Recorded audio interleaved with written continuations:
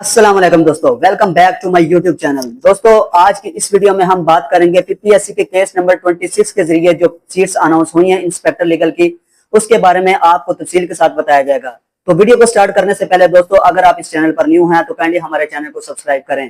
दोस्तों, आज की इस वीडियो में हम इंस्पेक्टर लीगल के हवाले से जो जितने भी सवाल हैं, इसका क्राइटेरिया क्या है, इसमें आपकी क्वालिफिकेशन क्या है, इसके लिए कौन कौन सी चीजें जरूरी हैं, आपकी एज क्या होनी चाहिए, ये परमानेंट है नॉन परमानेंट है, कौन से लोग इसके लिए अप्लाई कर सकते हैं, इसके लिए एक्सपीरियंस कितना होना चाहिए, उन तमाम सवाल का जवाब आज आपको हम इस वीडियो में देंगे। तो काइंडली इस वीडियो को लाइक करें, कमेंट करें और सब्सक्राइब करें। तो चलो स्टार्ट करते हैं।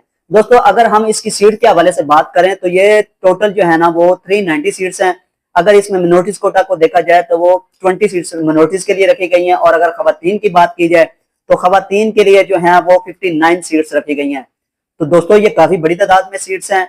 अगर हम इसकी क्वालिफिकेशन के हवाले से बात करें दोस्तों, ये उन स्टूडेंट्स के लिए है जिन्होंने एलएलबी की डिग्री हासिल की हुई है। एलएलबी की डिग्री हासिल करने वाले स्टूडेंट्स के लिए ये खुशखबरी की बात है कि ये काफी बड़ी तादाद में सीट्स अनाउंस हुई हैं।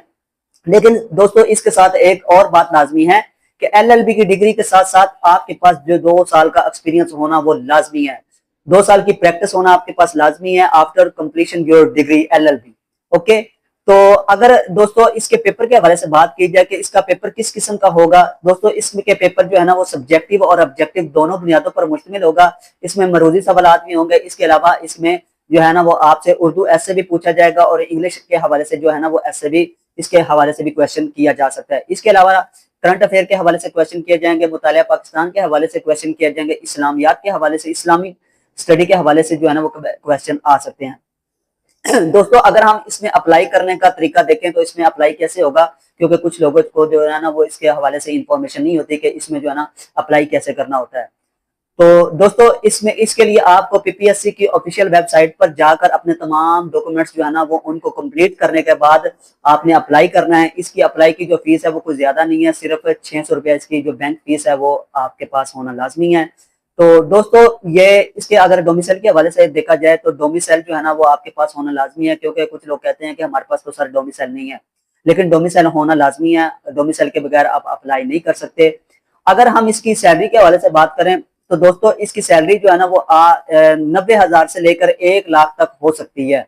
इसके अलावा गवर्नमेंट की तरफ से दूसरी सहूलियात जो दी जाती हैं वो भी आपको लाजमी दी जाएंगी आपकी सैलरी के साथ साथ।